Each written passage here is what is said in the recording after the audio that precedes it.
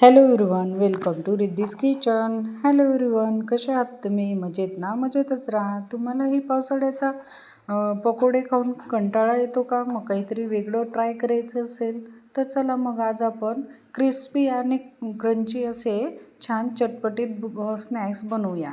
चला तर मग स्नॅक्स बनवण्यासाठी 1 वाटी शेंगदाणा घेतला. शेंगदाणा हा थोडा जाडच हवा, म्हणजे त्याचे स्नॅक्स एकदम छान होतात. सगळे शेंगदाणे आपण निवडून घेतले, कसे काही काही खराब असतात ते काढून घेतले. आता याच्यात अर्धी वाटी बेसन पीठ घातलं. अर्धी वाटी बेसन पीठ घ्यायचं. शेंगदाण्याच्या मापानुसार आपण घेतलं तरी चालेल, पण मला 1 वाटीच करायचं होतं म्हणून मी अर्धी वाटी बेसन पीठ घेतलं. आणि 1 छोटी वाटी कॉर्नफ्लोअर घेतलं. छोटी वाटी पूर्ण नाही भरली, थोडी खालीच होती, असं मी कॉर्नफ्लोअर घेतलं. आणि त्याच्यात थोडं लसूण हे ठेचून टाकून दिले. चवीनुसार मीठ घातलं. त्याच्यात आता आपण थोडं जाड धने आणि बडीशोपचं कूट घातलं. आणि त्याच्यात आता लाल चटणी घालूया. लाल चटणी तुम्हाला तिखट पाहिजे असेल तर तुम्ही थोडं जास्त पण टाकलं तरी चालेल. आणि थोडा मसाला घातला. आता चटपटीत बनवायचं म्हटलं म्हणजे आपल्याला चाट मसाला तर हवाच. मग मी थोडा 1 चमचा असा चाट मसाला पण घालून घेतला. तुमच्याकडे आमचूर पावडर असेल तुम्ही तेही घातलं तरी चालेल. माझ्याकडे ते अवेलेबल नव्हतं म्हणून मी हेच घालून घेतलं. चटपटीत होण्यासाठी हे बनवलं, टाकून घेतला मसाला.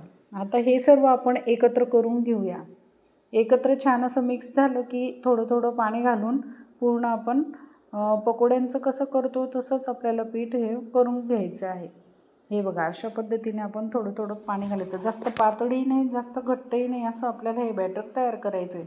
आणि हाताच्याच साह्याने मिक्स करायचं, जेणेकरून एकदम छान असं मिक्स होतं. चमच्याने कसं होतं, काही काही ठिकाणी पीठ कोरडंच राहून जातं. तसं न करता आपल्याला हाताच्याच साह्याने मिक्स करून फेटून घ्यायचं. हे बघा, आता आपण याच्यात थोडे शेंगदाणे घालूया. शेंगदाणे एकत्र न घालता थोडे थोडेच घालूया. आणि मी कढईत तेल तापवायला ठेवलेलं आहे. कढईत तेल हे थोडं कळकळीत होऊ द्यायचं आणि मंद आचेवरच आपल्याला हे तळून घ्यायचे आहे. हे बघा, तेल गरम झालेलं होतं. मी हाताच्या साह्याने शेंगदाणे असे मोकळे मोकळे करत होती. पण आपण जर असं न करता आपण दुसरी स्टिक पण वापरूया. आणि गॅस मंद आचेवरच करायचं आहे, घाई करायची नाही, जेणेकरून हे क्रिस्पी पण व्हायला हवे. आतून शेंगदाणे जे आहे ते पण मस्त असे क्रिस्पी व्हायला हवे, म्हणून आपण मंद आचेवरच यांना तळून घेणार आहोत. हे तळताना घाई करायची नाही, एकदम मंद आचेवर असं छान क्रिस्पी होईस्तोवर आपल्याला तळायचे, जेणेकरून शेंगदाणे आणि वरचं जे आपलं बॅटर आहे ते पण क्रंची व्हायला हवं. प्रत्येक बॅचला 5 ते 7 मिनटं हे तळायला लागतात. पण टेस्ट एवढी छान होते की आपण बाहेरचं स्नॅक्स आणायलाच विसरून जाऊ. हे बघा, अशा पद्धतीने आपण उलटपलट करत राहायचं, जेणेकरून सर्व साईडने हे आपल्याला तळले जायला पाहिजे. हे बघा, एक बॅच तळली गेली. अशा पद्धतीने आपण पुढची बॅचही तशीच तळून घेऊया. मंद आचेवर तळल्यामुळे रंगही मस्त आला आणि क्रंची आला. आता मी चमच्याच्या साह्याने टाकून घेतलं. हे बघा, असे टाकून घेतले. आणि माझ्याकडे कुल्फीची काडी होती, त्याच्याने मी असे मोकळे मोकळे करून घेतले. आपण चमच्याच्या साह्याने टाकले म्हणजे ते गोळेच्या गोळेच पडतील शेंगदाण्याचे. मग ते तसं न करता आपल्याला एक एक शेंगदाणा मोकळा मोकळा हवा ना, तर मग आपण असं लाकडी स्टिक असेल किंवा चमचा असेल त्याच्या साह्याने आपण हे असे मोकळे करू शकता. माझ्याकडे ही कुल्फीची काडी होती, मी त्या साह्याने असं मोकळं मोकळं करून घेतलं. हे बघा, छान असे शेंगदाणे आपले मोकळे मोकळे होऊन गेले. आणि याला आता 5 ते 7 मिनटं छान क्रंच होईस्तोवर आपण तळून घेऊया. प्रत्येक बॅचला तसंच करायचं आहे, एकदम मंद आचेवर असं छान असं क्रिस्पी तळून घ्यायचं. आपलं पावसाळा असला म्हणजे आपल्याला कसं पकोडे खाऊ वाटतं, परत चटपटीत क्रंची असं खाऊ वाटतं. मग तशावेळी असे स्नॅक्स करून जर खाल्लं तर एकदम छान. आणि मुलांना तर इतकं आवडतं की काय सांगा. हे बघा, पुढची बॅच पण मी तसंच केलं. आणि ज्यांची मुलं बाहेर हॉस्टेलला राहत असतील त्यांनीही असं स्नॅक्स बनवून मुलांना एअरटाईट डब्यात भरून दिले, त्यांनाही खूप आवडेल असा हा स्नॅक्स आहे. मीही माझ्या मुलाला बनवून पाठवते. आणि म्हणून मी आज ही रेसिपी टाकून बघितली की आईला आपल्या मुलाला काहीतरी देऊ असं वाटतं. मग तशावेळी हे असं नवीन काहीतरी बनवून दिलं म्हणजे मुलांनाही आनंद होतो आणि आपल्यालाही आनंद होता. आता सर्व तळून झाले. मी कढीपत्ता हे पण फ्राय करून घेतला. कढीपत्ताही छान मस्त क्रिस्पी झाला आणि बंद करून दिला गॅस. हे बघा, आता आपले शेंगदाणे हे क्रिस्पी छान झालेले आहे.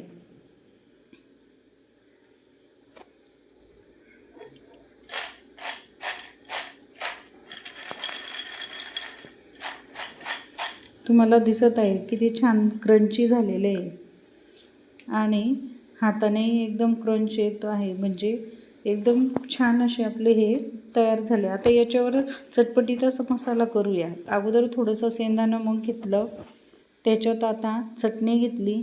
चटणी तुम्ही तुमच्या प्रमाणानुसार कमी जास्त करू शकतात आणि चाट मसाला आणि थोडा आमचूर पावडर टाकलं तर अजून छान. नाही तर मग आपल्याकडे निंबू सोडा असला ना, तो पण थोडासा टाकला तरी चालेल. पण आम्हाला स्पायसी खायचं होतं म्हणून मी काही घातलं नाही. हे बघा, अशा पद्धतीने मिक्स करून घेतलं. आता कढीपत्ता घालूया आणि त्याच्यावर हा थोडा मसाला टाकून पूर्ण मिक्स करून घेऊया, जेणेकरून प्रत्येक याला छान असं कोटेड होईल आणि चवही एकदम छान येईल. हे बघा, अशा पद्धतीने छान असं आपलं क्रंची आणि क्रिस्पी अशी स्नॅक्स तयार झालं आहे. आता याच्यात परत अजून थोडासा मसाला आपण टाकून मिक्स करून घेऊया. हे बघा, अशा पद्धतीने आपण मिक्स करून घेऊया. सर्व बाजूने थोडं थोडं टाकत जायचं आणि मिक्स करून घ्यायचा. अशा पद्धतीने आपण सगळं मसाले लावून घेतले. तुम्ही कुठे बाहेर प्रवासात जाणार असणार तरी तुम्ही ही अशी रेसिपी तयार करून ठेवली, 5 ते 7 दिवस सहज टिकणारी आहे. हे बघा, आणि चवीलाही छान आणि क्रंची असेल. लहान मुलांपासून तर मोठ्यांपर्यंत सर्वांना आवडणार आहे.